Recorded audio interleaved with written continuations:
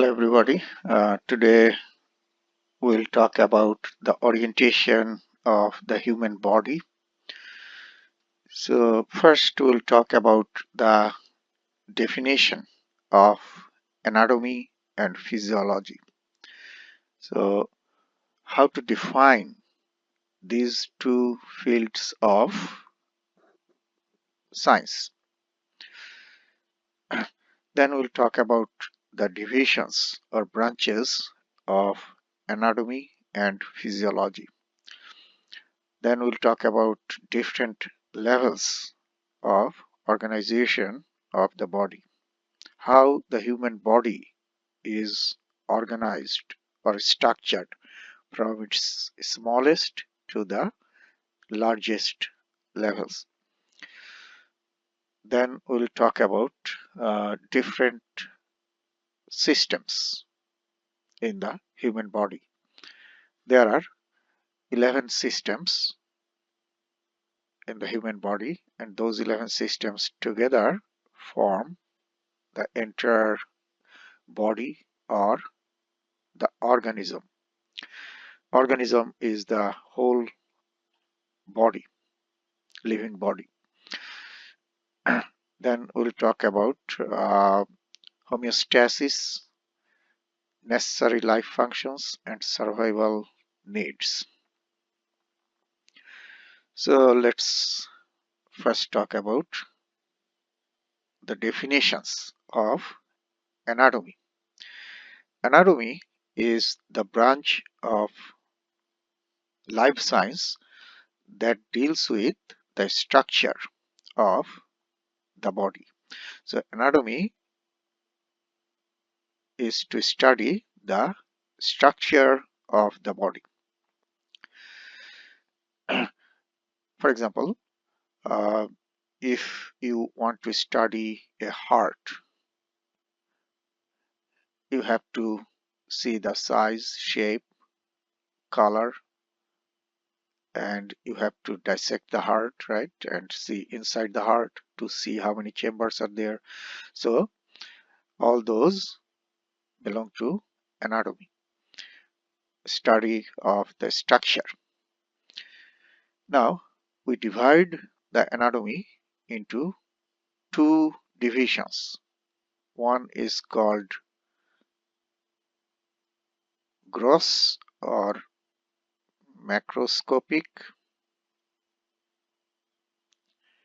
anatomy, and another is called microscopic.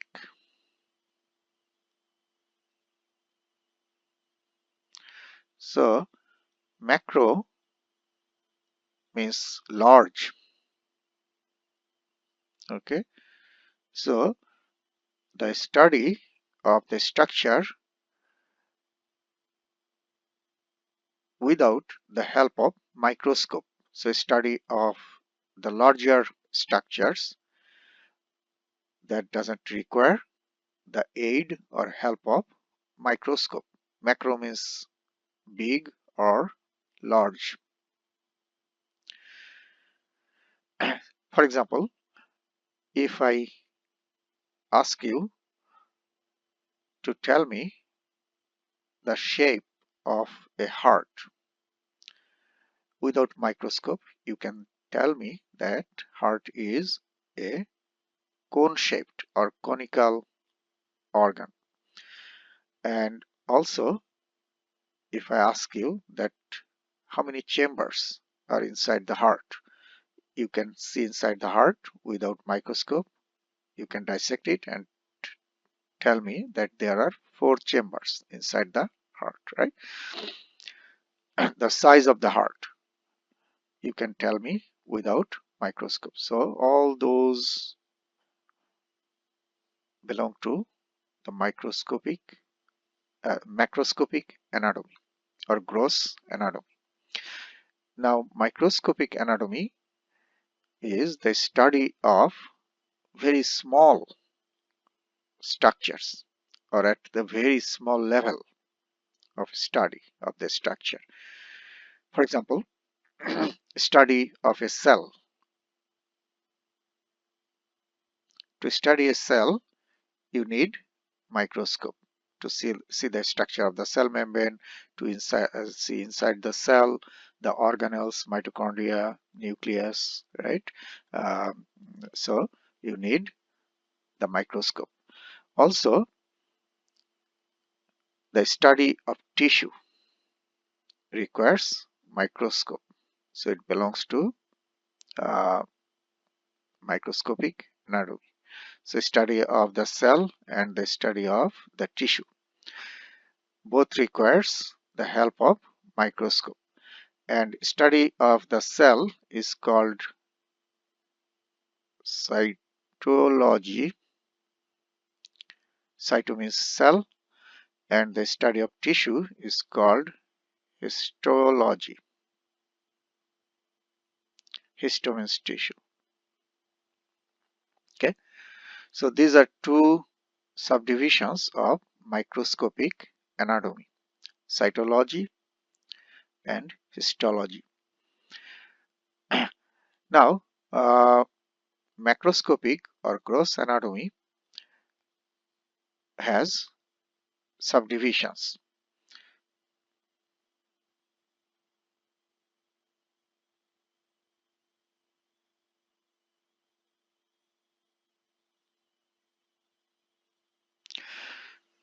The important subdivisions are regional anatomy, surface anatomy, and also developmental.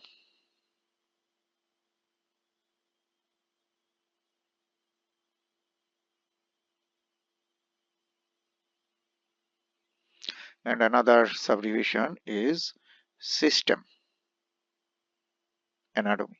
So regional anatomy, if you decide to study the structure of a particular part of the body or region of the body, for example, head and neck anatomy is a branch of macroscopic anatomy.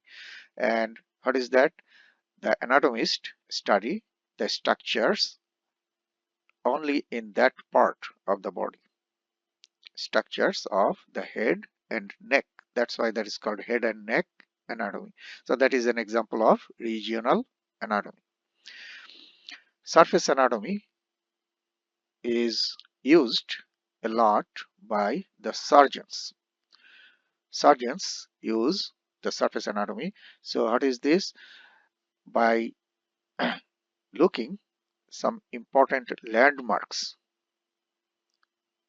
from outside of the body, you can determine or locate the position of the structure inside the body. So by looking at some important landmarks from outside of the body, you can locate the structures inside the body. Good examples are from outside. By pressing on the chest, you can feel the ribs, right? And in the left side of your chest, if you count the ribs and go to the second and fifth intercostal spaces, that means in between spaces in between the ribs, if you count the second rib and then fifth rib and the intercostal spaces second and fifth, in between these two intercostal spaces, your heart is located inside the thorax or chest. So here this is the heart, and now if you press on the chest wall from outside and count the rib, this is the first rib, this is the second rib, and this is the third rib. So this is first intercostal space here, and this is second intercostal space between second and third rib, and then between fifth and sixth rib, this is called the fifth intercostal space. Okay, so Your heart is located, you see, between the second and fifth intercostal spaces. And the cardiac surgeons, they can first locate from outside. They can locate the heart inside the body and then can open the chest to do the surgery. So that is a good example of surface anatomy. Another good example is neurosurgeons use a lot. On the skull, you have sutures like this, joints.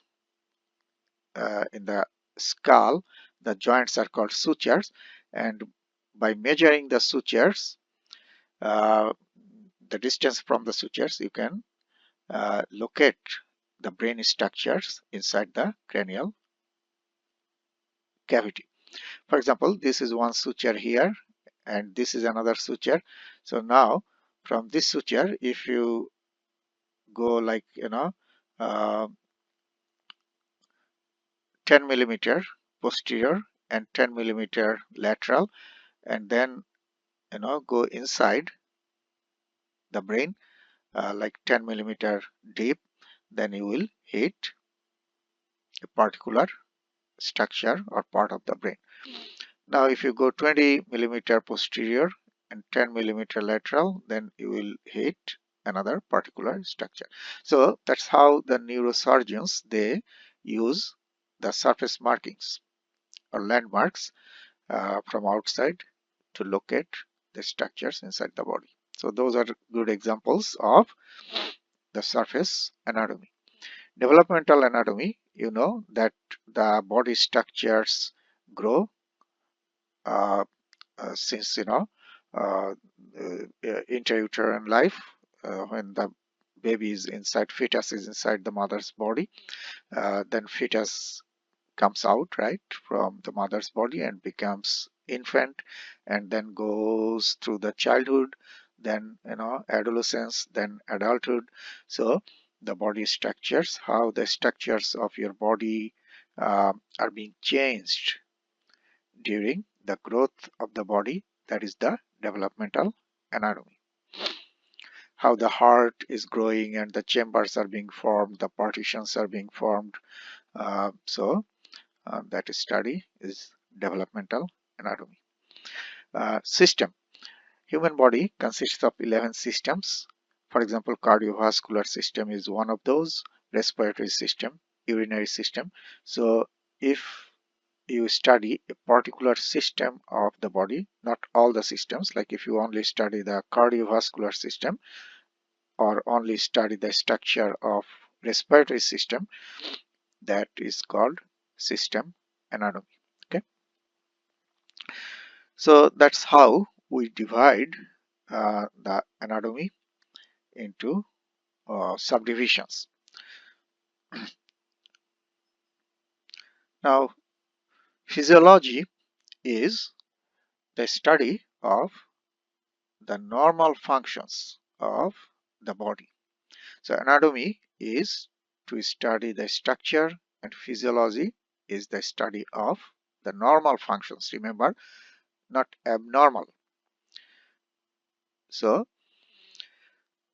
normal, healthy person's body functions. Now if I ask you that what is the normal heart rate?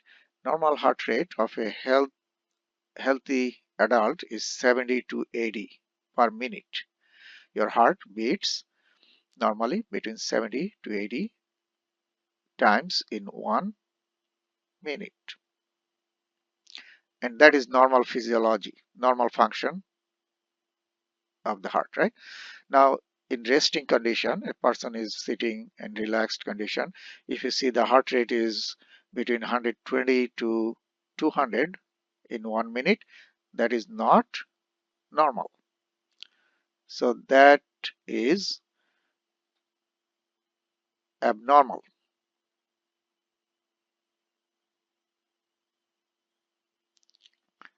It is a disease or clinical condition, right? So this is no more physiology. This is called pathology.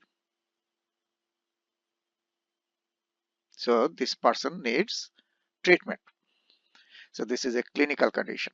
So physiology is normal function and pathology is abnormal function or study of the diseases. Now, anatomy and physiology are inseparable. This is a very important statement here. Why we say that? You know that all body structures are designed to perform specific functions, right? For example, your nose is to inhale the air. So the structure of nose is designed to perform that function. Your oral cavity or mouth is designed to take the food inside from outside, right? To chew the food. So that structure, your mouth is structured or formed or designed to perform those particular functions. Your heart is designed to do what? To pump the blood. So we say anatomy, the structure and function, physiology are inseparable. Another example, your joints are designed or structured to perform the movement. Movement is the function and joint is the structure, right? And they are inseparable. Without the joint, you will not be able to move. Without the heart, you will not be able to pump the blood.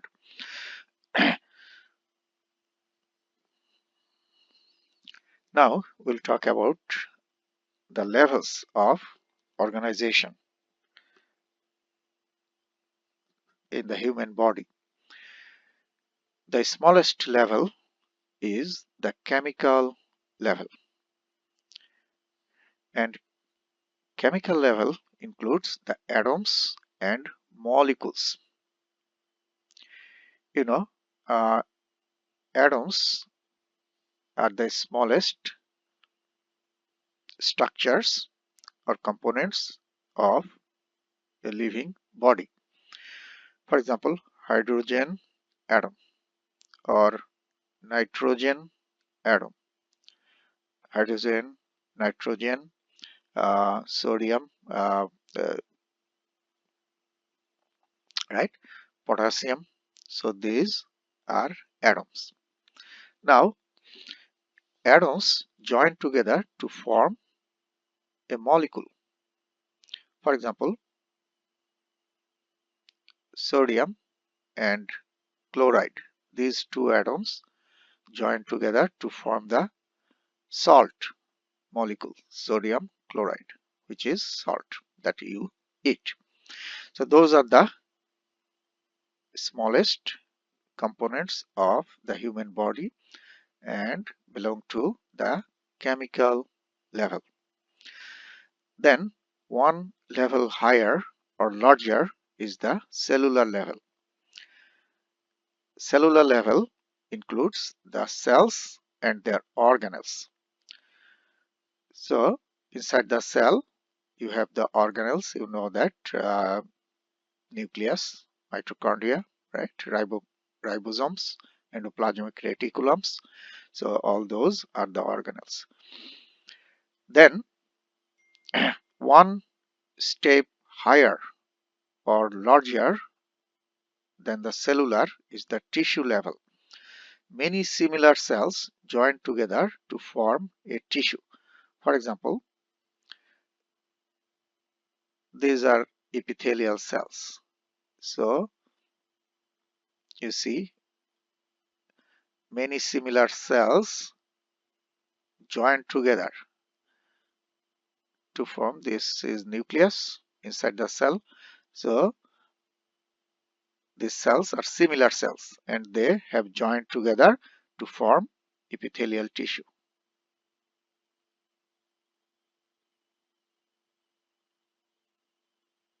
Makes sense? So tissue is formed by many similar cells. They group together or join together to form a tissue.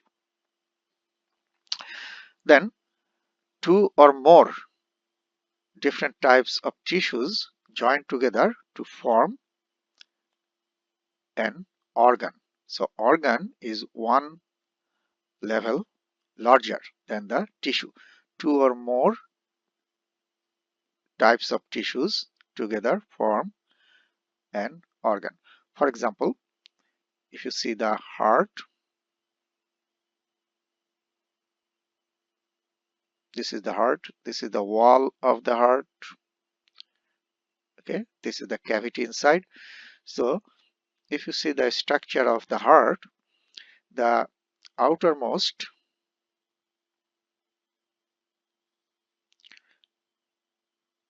layer is formed by connective tissue. So connective tissue forms the outermost layer of the heart. So this is connective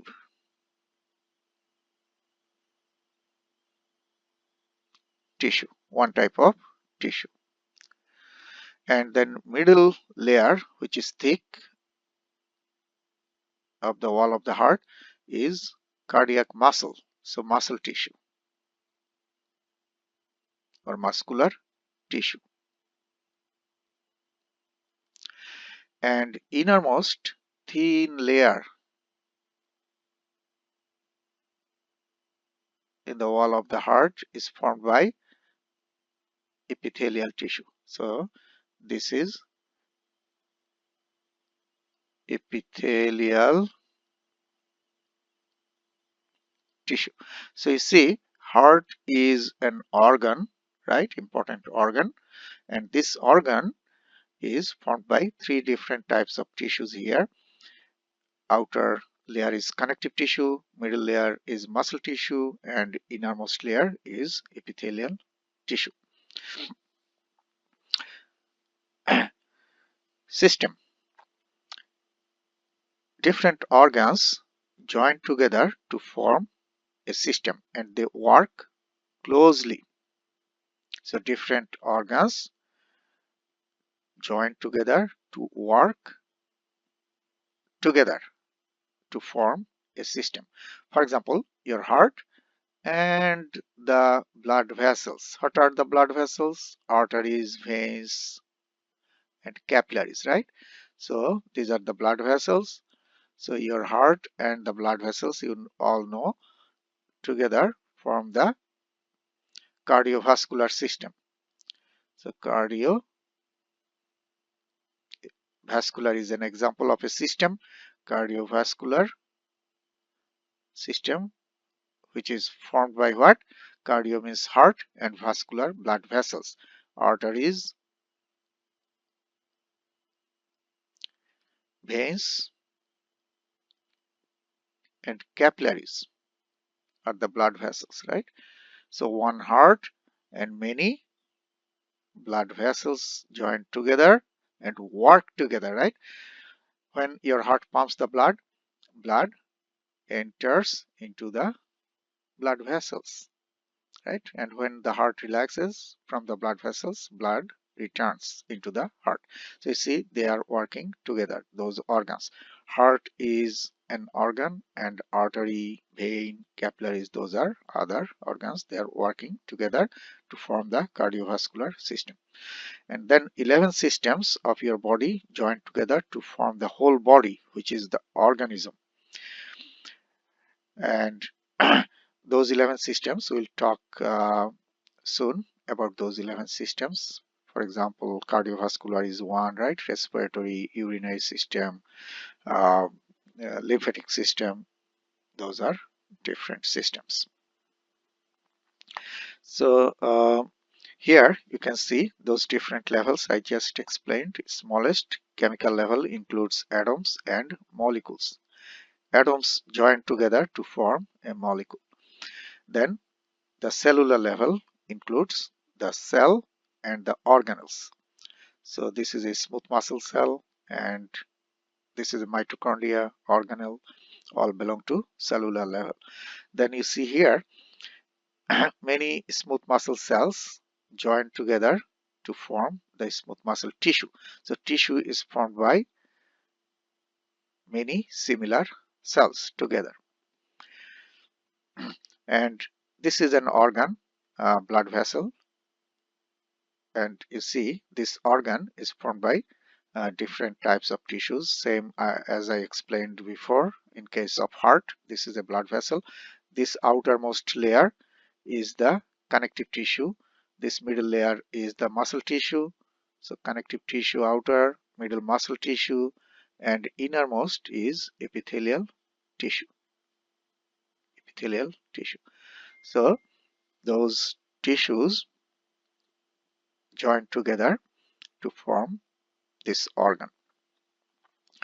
Then systems, as I explained, 11 systems are present in the human body, and cardiovascular is one of those. So heart and the blood vessels together form the cardiovascular system, and then 11 systems together form the organism, the whole body, human body. So those are the different levels of organization.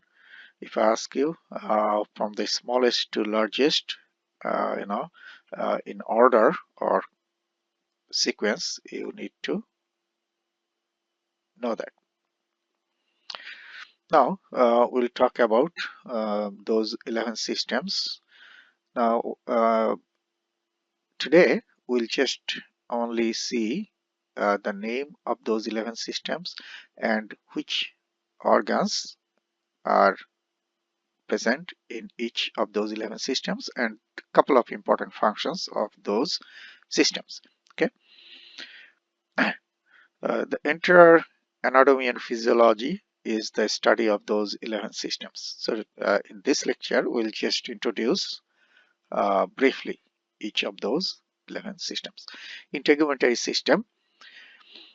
This system covers the whole body, and the main organ of this system is the skin.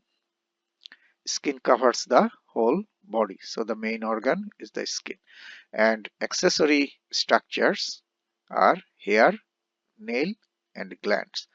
So these are the parts of the integumentary system. Now the functions. One is protection. By covering the whole body, your skin or integumentary system protects the internal organs from the outside harms. If something very hot touches your skin, will first take the hit and try to protect your internal organs or structures. If any bacteria or virus uh, try to enter into the body, your skin will prevent them from entering into the body or invading into the body. So protection is one important function of the body. Synthesis of vitamin D. With the help of sun, your skin produces a chemical which is a precursor of vitamin D. So this is the sun. When sunlight falls on the skin, your skin produces a precursor of vitamin D, less active form of vitamin D, that is called cholecalciferol,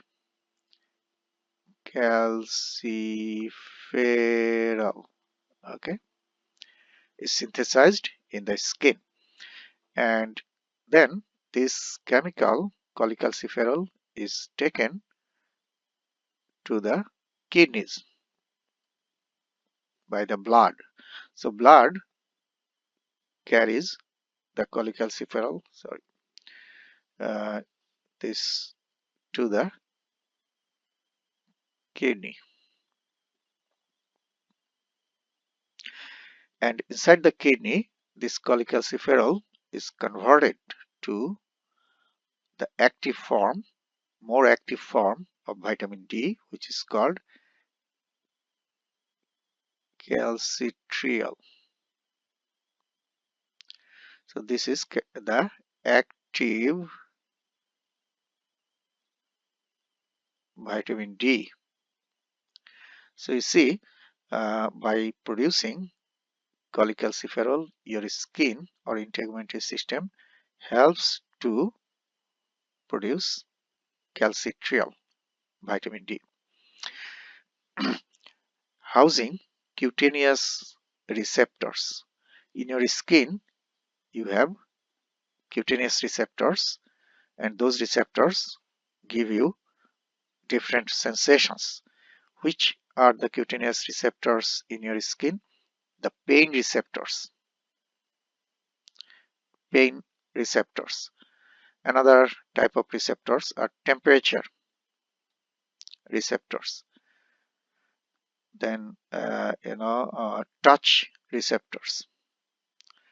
And because of those receptors in your skin, you have those sensations in the skin. And because of those sensations in your skin, you can protect yourself, or you can understand what's going on around your body, what's going on outside of the body, right? If the temperature increases, you feel that. If something touches you, you feel that, right? If you think that it could be harmful, you will move away. So that is a protection, right? If something bites you, you feel pain. Or if some chemical like poison ivy, you get touched uh, with poison ivy, then you will feel that sensation. So those sensations are very important for your survival. Uh, Regulation of body temperature is another important function. Your skin has sweat glands, sweat glands, right? And when the body temperature increases, what happens? You all know that, right? When the body heat is produced in the body, for example, when you do exercise, the temperature or heat is increased in the body, and the sweat glands release sweat. That means release water from the body, and that water takes a lot of heat out from the body, and that's how the skin lowers the body temperature, regulates the body temperature. So those are the important information about the integumentary system. Now let's see the skeletal system. Skeletal system consists of the bones and the joints.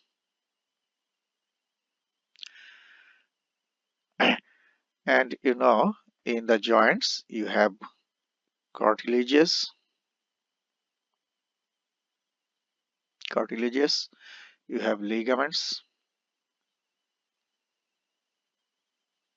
right? You have capsules.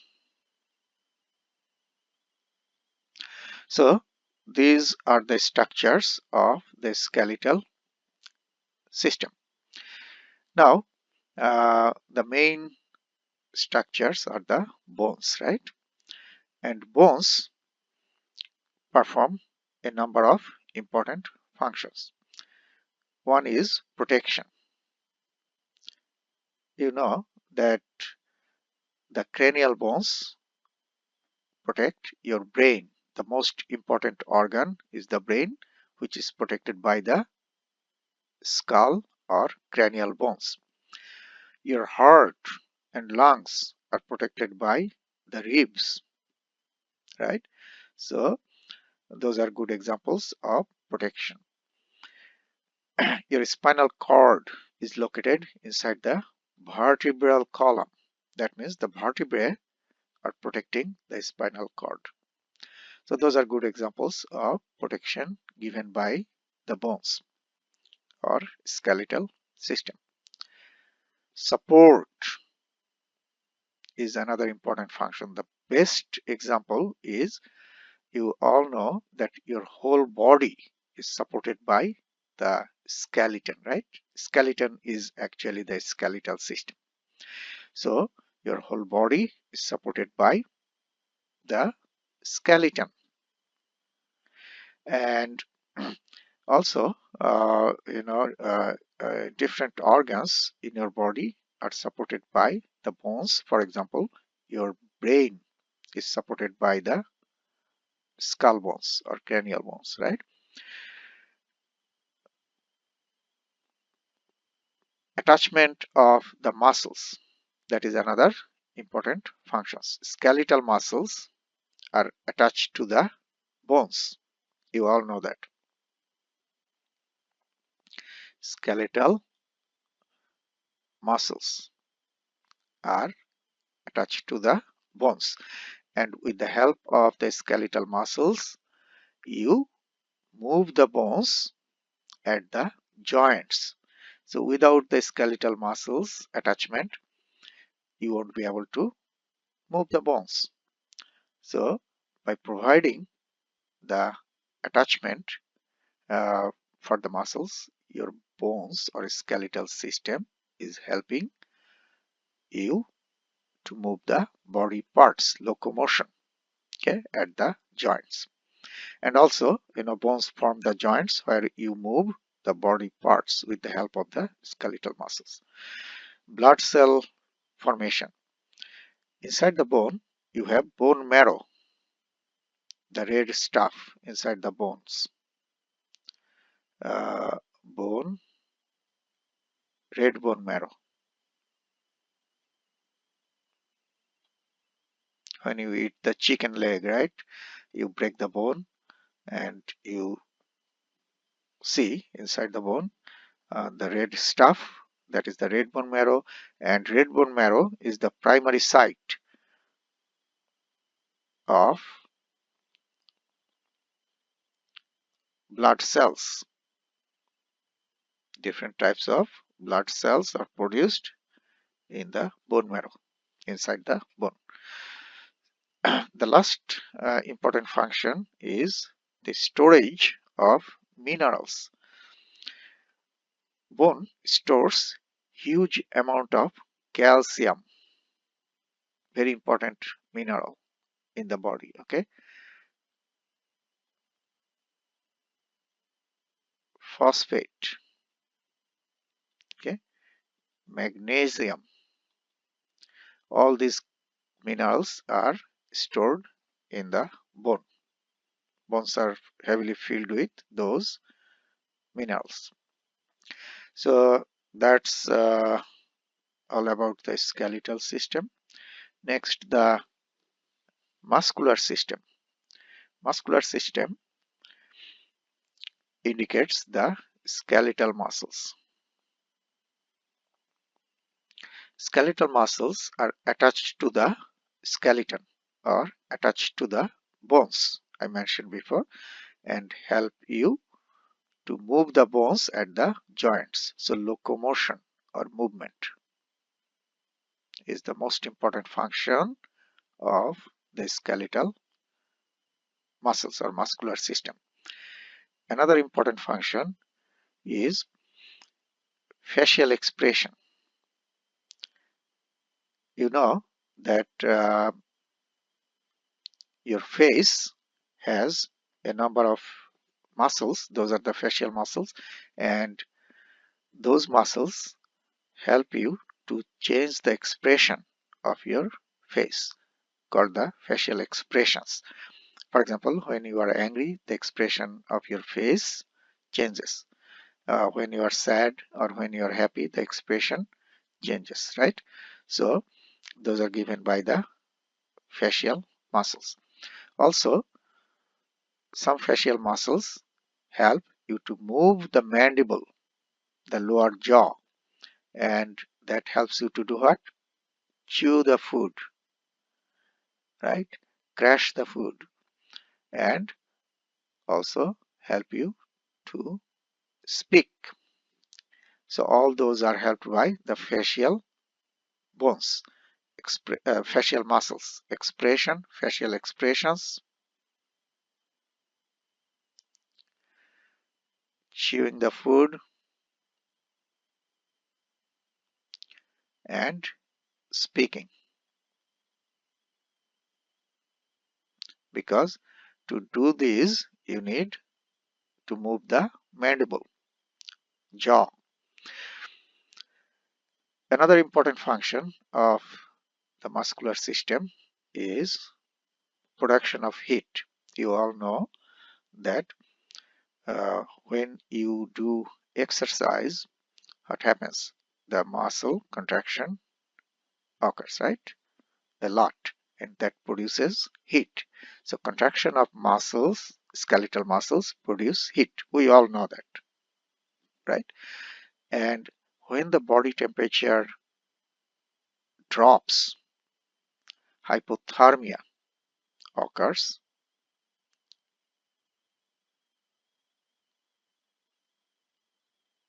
Hypothermia means drop of the body temperature.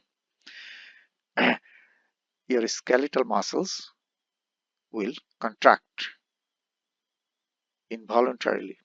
That is the shivering of the body. And why that happens? When your body temperature, drops, you all know that shivering occurs to produce heat, because the frequent contraction of the skeletal muscles will produce heat. We all know that. So that will help you to increase the body temperature in the body. So that is another very important function, right? And maintaining the body position or posture is another important function. So those are the functions of the muscular system or skeletal muscles. Nervous system, the most powerful system of the body.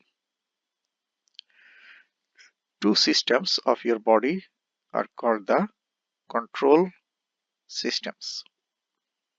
Among those 11, two systems are called what? Control systems. What are those two systems? One is the nervous system and another is the endocrine system. Why these two systems are called the control systems? Because these two systems of your body control the other systems or the functions of the other systems of the body. So your whole body functions are controlled mostly by these two systems. Now, the difference between these two control systems is nervous system acts very fast. So that's why it is called fast acting control system, very quick.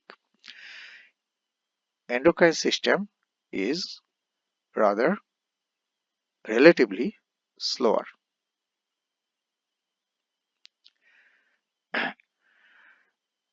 Now, why nervous system can act very fast? Because nerve signal transmission is electrical signal transmission. So nervous system transmits the signal by electrical means, and you know that electricity travels very fast. So if your brain decides that a signal should go to your kidneys, it will go extremely fast through the nervous system, through the nerves. However, the endocrine system works through the endocrine glands, and you know that for the endocrine system to work on the target, First, the glands or the gland has to release the hormone, right? Then the hormone will enter into the blood, will go to the blood, and blood will do what? Transport to the target. Okay, and the hormone will bind with the receptors on the target organ and will act on it. So you see, first the gland has to release, then the released hormone should enter into the blood, and then blood should transport to the target. So that's why this process is relatively slower than the nervous system.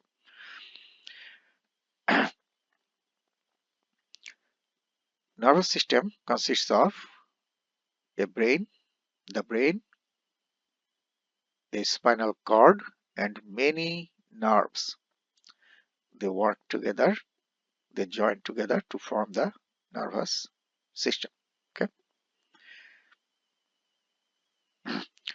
Endocrine system is another control system of the body and work through the endocrine glands, the hormones of the endocrine glands. And here you see different endocrine glands located in different locations in your body. If you see inside the brain, you have two glands, pituitary and pineal. Pituitary gland is called the master gland.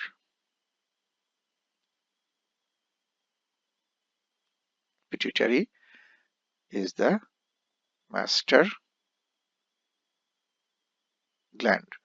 Why it is called the master gland? Because pituitary gland regulates the other endocrine glands of the body or controls the other endocrine glands of the body. That's why it is called the master gland. However, pituitary is controlled by another brain structure that is called hypothalamus. Hypothalamus. Okay, so hypothalamus controls the pituitary, and pituitary controls the other endocrine glands of the body. Okay, now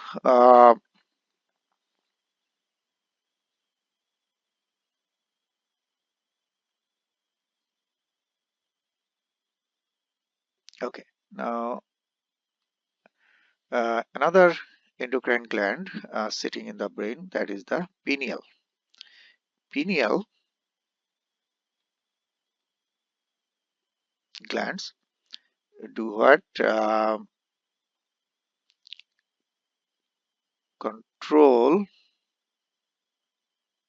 Controls circadian rhythm.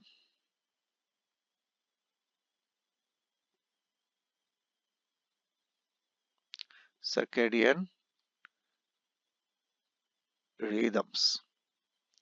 Circadian rhythms are day-night cycles in your body. Sleep awakeness cycle, which is controlled by the pituitary gland. Pituitary gland produces a hormone that is called melatonin. Probably some of you have heard about this chemical melatonin. You can get it as sleeping medicine. Over the counter you can buy it, and it helps to produce sleep. So those are two important functions of the pineal glands. Then if you see the lower part of the neck, front of the neck, you have a butterfly shaped gland that is called the thyroid. Thyroid gland is mainly responsible for metabolism. Okay, so I'm just mentioning one or two functions of each important endocrine glands. Then Uh, in the back of the thyroid, it's not shown in this picture because you cannot see the back. In the back of the thyroid, you have parathyroid glands. Parathyroid glands are 4 to 8 in number. So, not fixed. These are tiny glands, 4 to 8 in number, and located in the back of the, attached to the back of the thyroid. Parathyroid glands are very important because parathyroid hormone increases calcium in the blood. Blood calcium increases the blood calcium, which is a very important function. Then, in the upper part of your chest or thorax, you have a gland that is called the thymus. Thymus is responsible for immunity.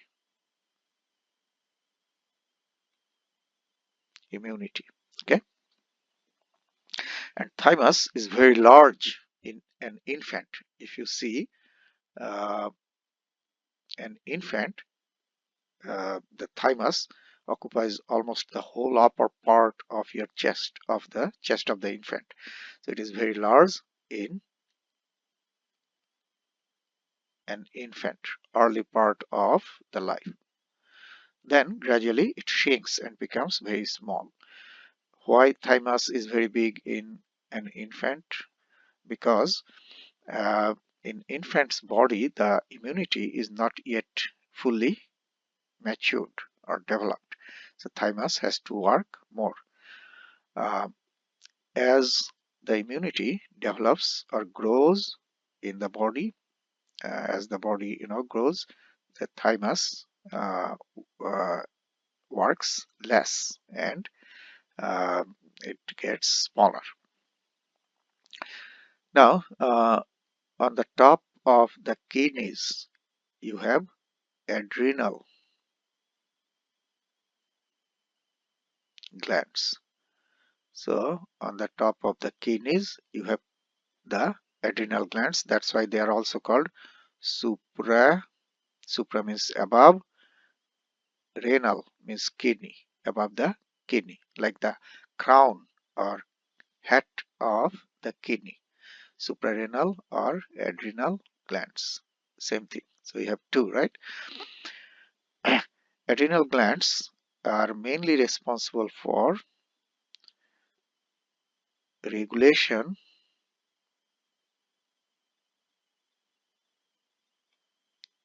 of glucose metabolism or metabolism of glucose. Number one, regulation of minerals in the body. Minerals. Regulation of minerals, for example, sodium, potassium, right? Those are the minerals. So regulation of glucose metabolism, regulation of minerals, and also adrenal glands have the hormones, produce the hormones, they regulate the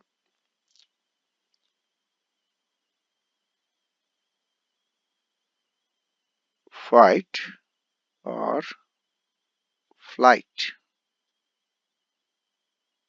response by releasing adrenaline.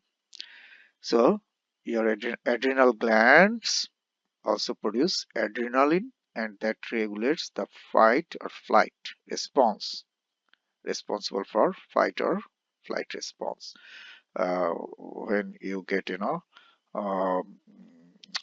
scared, this heart rate increases, adrenaline is released, right? Blood pressure increases. When you run away, those uh, you know functions of the body increase a lot. Your blood pressure goes up, your heart rate goes up, your muscle activity increases. So those belong to fight or flight response. The last one, another very important function of the adrenal hormones is anti-inflammation. That means stops inflammation.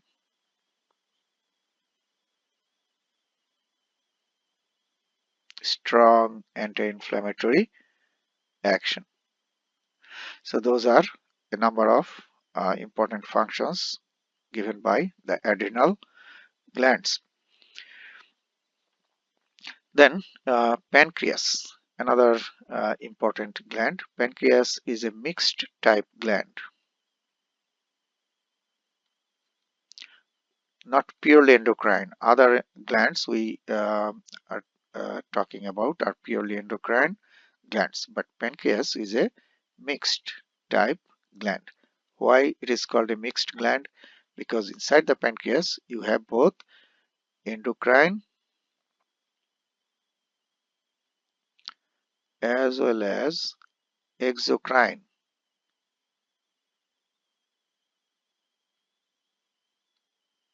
tissues. So endocrine and exocrine, both types of tissues are present inside the pancreas. Since we are talking about the endocrine system, let's talk about the endocrine part of the pancreas. The endocrine part of the pancreas produces two hormones, insulin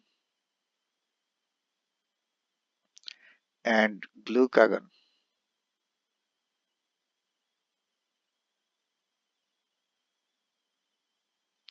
Insulin, you all know, that lowers the blood sugar, and glucagon does just opposite, increases the blood sugar. So by the action of these two, your blood sugar is controlled. Okay. Then the gonads. Gonads are also considered as endocrine glands. Male gonads are testes and female gonads are ovaries. Two testes, two ovaries. And why they are considered as endocrine glands? Because testis produces male sex hormone testosterone and ovaries produce female sex hormones estrogen, progesterone. So since they produce the hormones, they also belong to the endocrine glands. And the sex hormones perform a number of important functions, including the production of sperm and ovum or egg, growth and maturation of the reproductive organs, and secondary sex characteristics. Those characteristics, uh, give the expression of a male and a female, external features of a male and female. So you can identify a male and a female by looking at certain features. So those are secondary sex characteristics also given by the sex hormones. Good examples of male secondary sex characteristics are loud voice, right?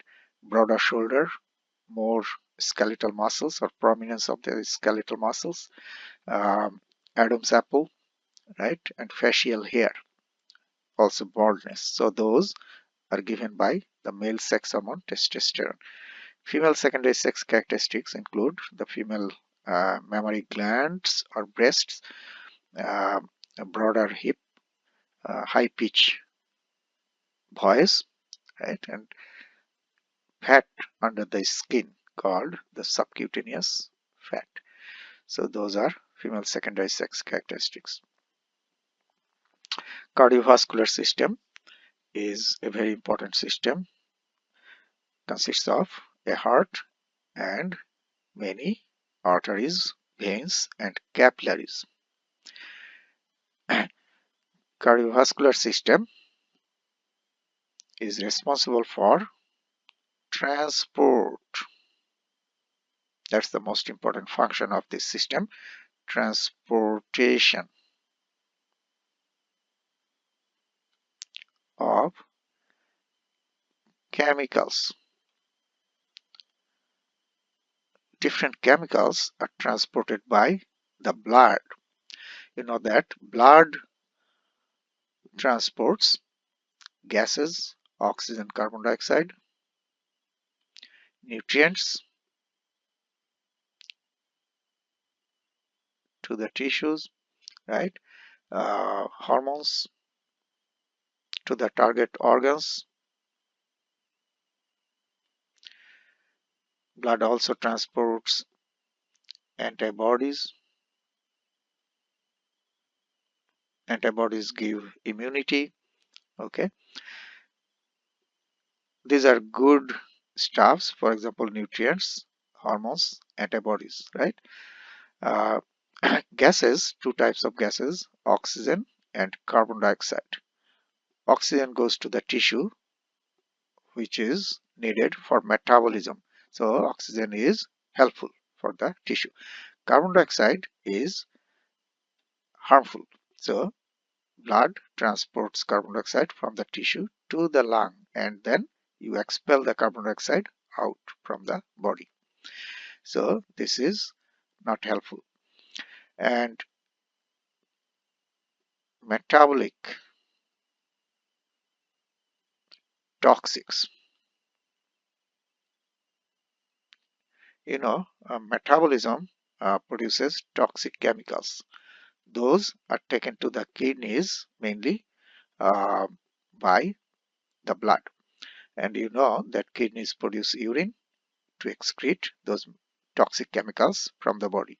So blood transports those toxic metabolic toxics from the tissue to the kidneys. Uh, Toxic metabolic products are urea, uric acid, ammonia.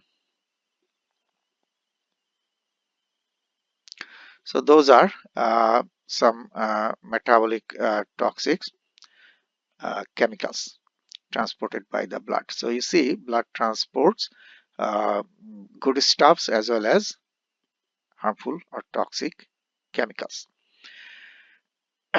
And toxic chemicals or harmful chemicals should be taken to the kidneys or to the lungs to expel them out from the body or excrete them out from the body, and helpful chemicals like oxygen, nutrients, hormones should be taken to the tissues.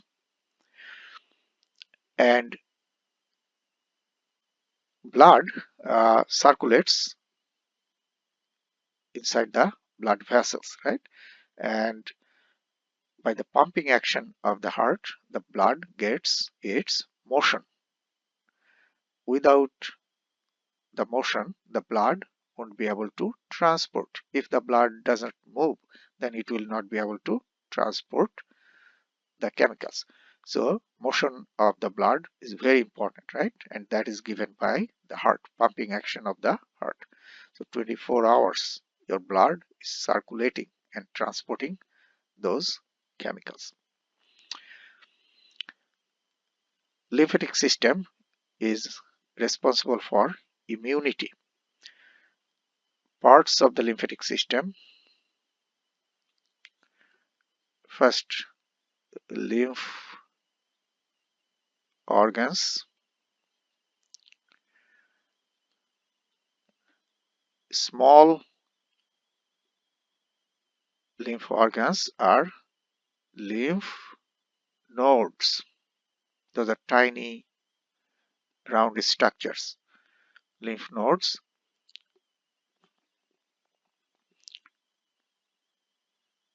are small and many in number, distributed throughout the lymphatic system.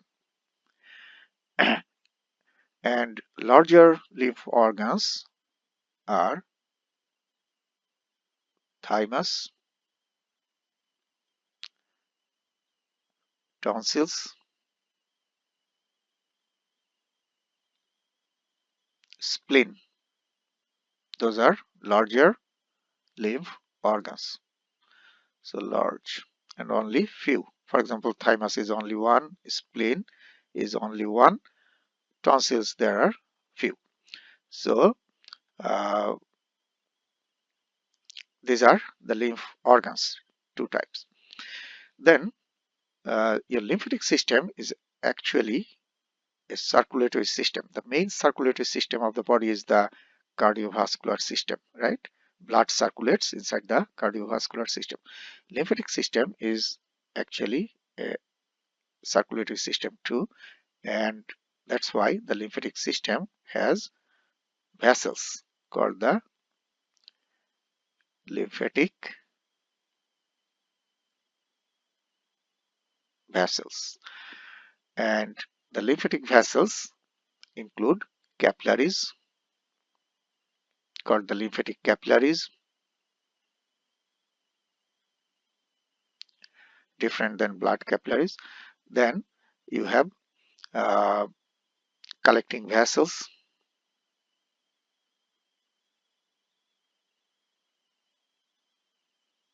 they collect the lymph, the fluid from the capillaries.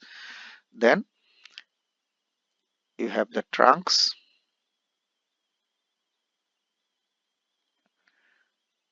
short vessels. Then you have ducts. The largest lymphatic vessels are called the ducts.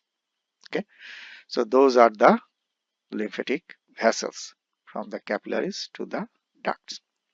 And the fluid that circulates inside the lymphatic system is called the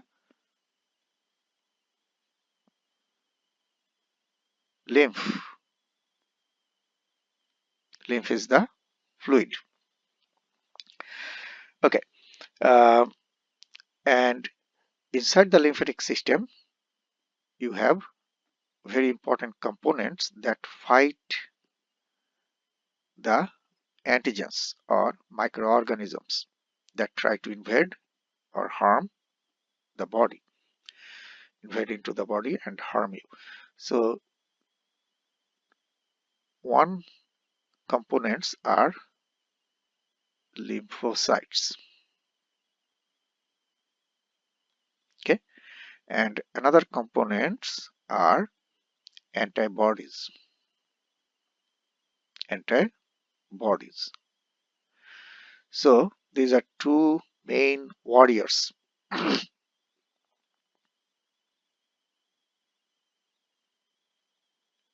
Okay, they fight against the antigens. Lymphocytes and antibodies are present in huge amount inside the lymphatic system, and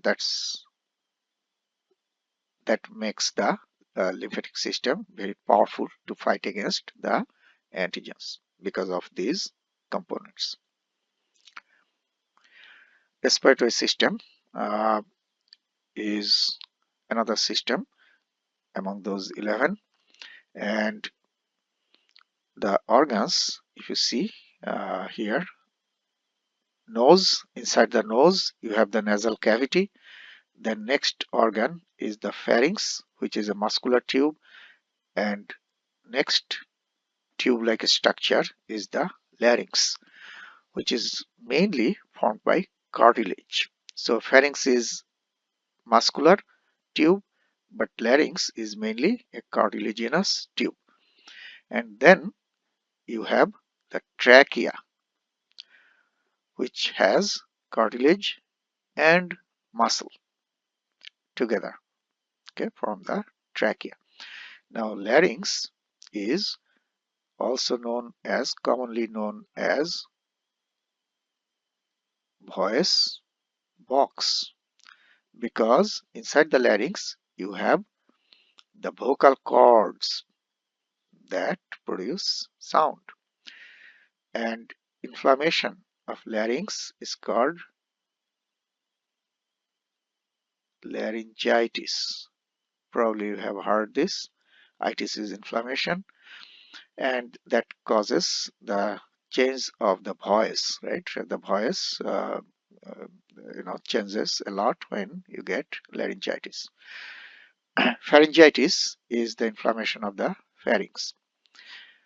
Anyway, so larynx is the voice box. Trachea is also known as wind pipe. Okay, and then the lower end of trachea divides into two primary bronchi. Okay, the right and left bronchus is singular and bronchi is plural. So right bronchus and left bronchus, and they enter into the lungs and divide again and again inside the lung to form the bronchial tree. And the last organs are lungs. And inside the lungs you have millions of tiny air balls called the alveoli. Okay, so those are the structures of the respiratory system. Now, the respiratory system is responsible for gas exchange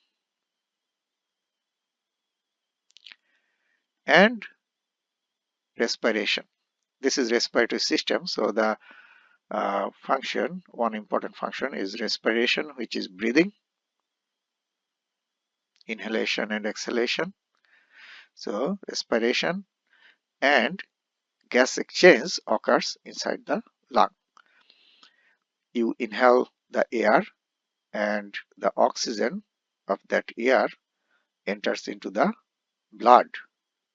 Inside the lung, oxygen goes from the lung to the blood, and carbon dioxide goes from the blood to the lung, and you expel the carbon dioxide out, right? So that gas exchange occurs inside the lung. So those are two important functions, breathing and gas exchange. Digestive system is the system that has two parts. One is called the gastrointestinal tract or GI tract, which is a tube from the mouth, continuous tube from the mouth to the anus. It's a long continuous tube, and that is the GI tract. Now that long tube has different parts. In some places the tube gets narrow, some places gets wide. So mouth is the first organ of the GI tract, and then next is the esophagus, pharynx, then next is the esophagus, which is a narrow tube, right? Takes the food from the pharynx to the stomach. So now you see that tube gets very wide, that narrow tube gets very wide to form the stomach. Okay, and then gets narrow again to form the small intestine, which is a narrow long tube, and then it gets again wider and form the large intestine. Okay, and then the anus. Okay, so these are the organs of the GI tract. So this is one part of your digestive system, and another part is the accessory organs. These organs are not a part of the GI tract, not a part of that tube, outside of the tube. Example, liver, pancreas, then gallbladder,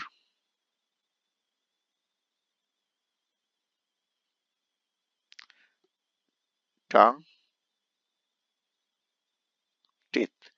Okay, so you see these belong to the accessory organs of the digestive system. So digestive system has two parts: GI tract, which is a tube, and accessory organs are these structures. They help the function of the digestive system. Now, the main functions of this system are, since it is called digestive system, so digestion, which is the breakdown of food from large to small, and then absorption.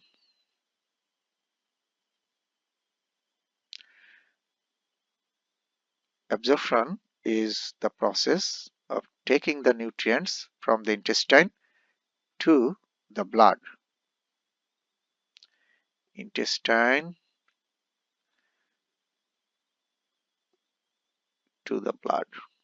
Nutrients are taken into the blood from the intestine. That is the absorption. Nutrients. Okay. So digestion is the breakdown of the food. It starts in the mouth. You know that by chewing and salivary secretion, breakdown starts, and that is the digestion. And then the food molecules are taken into the blood. That is the absorption. Food molecules are nutrients. And then another function is metabolism. Metabolism first occurs in the liver, and liver is a part of the digestive system, right? So here, so first processing of the nutrients, or first part of metabolism, occurs in the liver. So that is also a function of the digestive system. Then excretion. Those foodstuffs are not absorbed, not taken into the blood. They will remain in the intestine and will get out from the body as feces. So that is the excretion. So these are the important functions of the digestive system. Okay, so let's stop here today. We'll start from the next slide in next lecture.